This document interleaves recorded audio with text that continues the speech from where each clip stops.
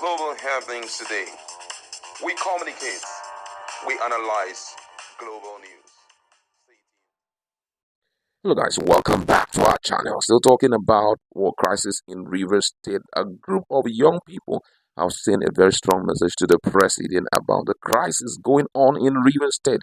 It's been there for quite a while, and most people are overly uncomfortable with it. And questions have been asked: why is the president not talking about it? And right now, the youth have sent him a very strong message, wanting to know why he is not saying anything, considering the fact that it's a case of a godson fighting with a godfather. And then they pointed out a lot of things which you are going to hear in full detail. Also, in a related development, Wike himself, the FCT minister, and six of council members has been dragged before the House of Representatives on the issue of insubordination.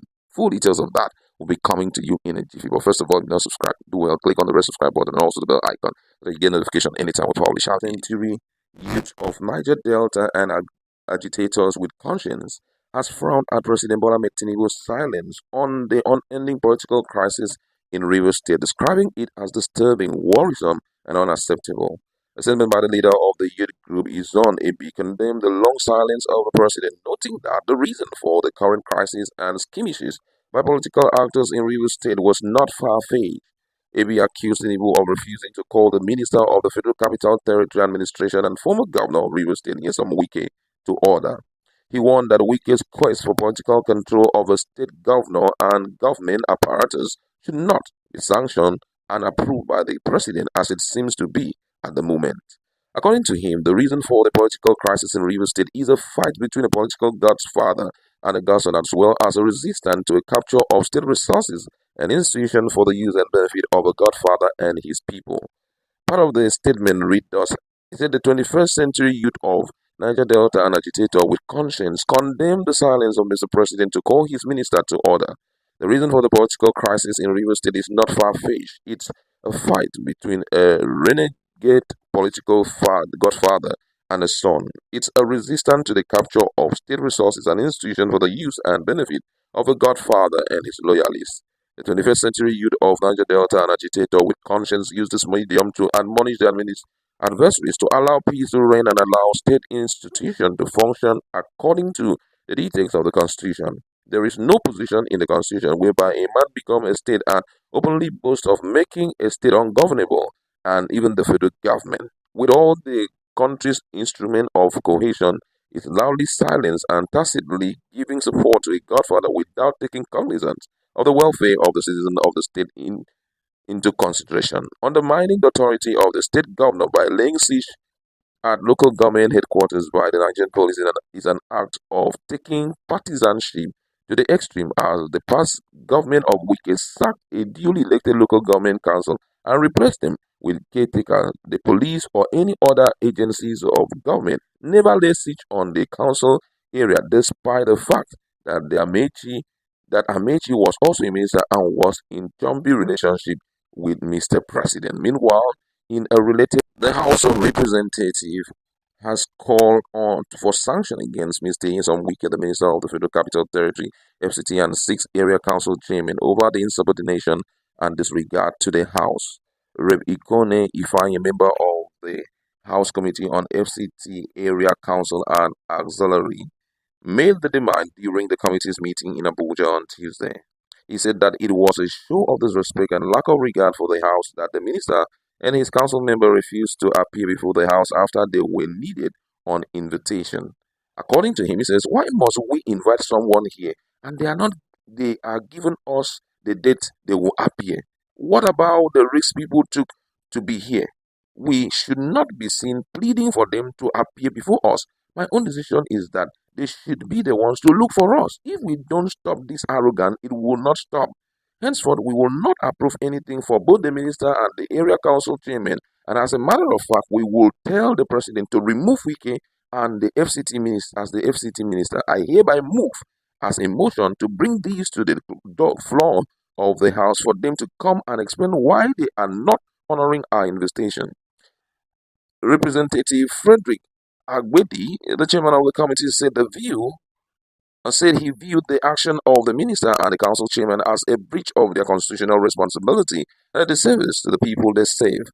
The committee's oversight function is essential to ensuring accountability and good governance, and this refusal to honor our invitation undermined these efforts. He said that the six area council chairmen had not flagged off, completed, or commissioned any project in the area council, unlike the minister. This is appalling considering the huge monthly allocation running into billions of naira to each of the six area councils in the last 1 year and beyond. He said the committee would not hesitate to invoke its power to ensure that the area council operate in the best interest of the people. Also speaking, Representative Adeshola Adebayo, APC Lagos, a member of the committee, said that the function to oversee the activities of the council area resides in the House. He said, as former council chairman of Apapa local government area in Lagos State, the chairman should know that they are extension of the State House. He stated that no chairman dare to appear before the State House of Assembly because they have the power to remove them. Hmm. The lawmaker said that he considered the attitude of the area council chairman as an affront on the House of Representatives for them to have been invited and they refused to come. They were fully invited but wrote a letter within an hour saying that they would not be coming. We should apply the maximum pressure on them. They should be accountable to the legislature. It is disrespectful and disregardful for the House of Representatives for them not to have shown up. The committee said that the FCT minister and the council chairman see them as their houseboys, saying that such would not be tolerated. Representative Nuruddin Abbas, PDP or Yo, however, suggested that the minister and the council chairman should be given the last chance. According to him, he says, let's communicate with them again, and if they fail to appear again, then we should sanction them. Representative Sadi Soil, APC Casina, asked that members be break into a closed session to discuss. Yeah, that's Wike the boss, man.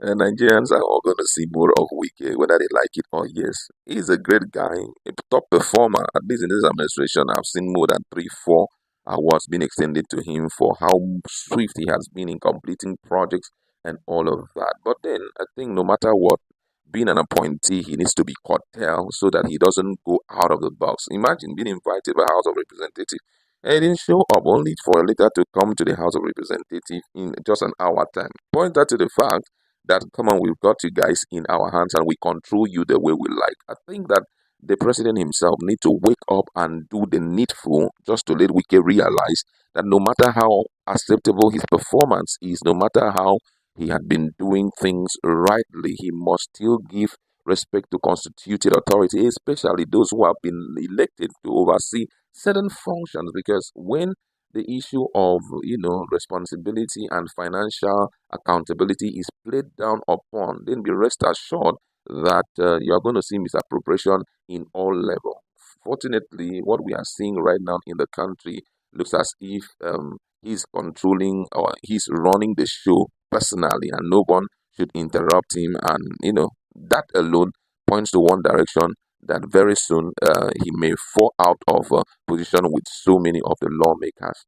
If you reflect back to the past, some 1 week ago, we heard about the issue of Ereti, Senator Ereti, and the minister himself, FCT minister himself, and he said, "Come on, I don't want to be her friend." And let her not try to force herself on me and all of that. And the woman was like, "I'm not forcing myself. I just want to know what is going on because I am accountable to the people. I need to know what you are doing per time."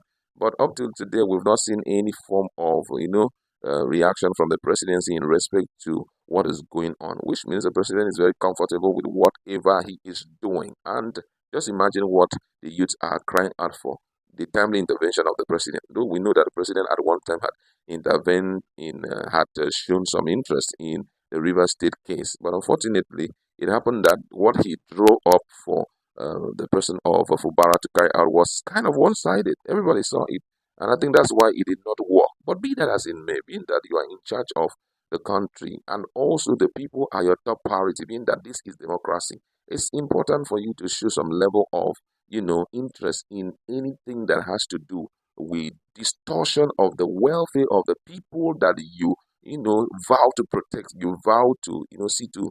I think that is what the president should be looking at, not just looking down on people and never saying anything and all of that. I mean, it breaks their heart. But that's what we would like to leave it. Let's meet our conversation and talk more on this. Global happenings today.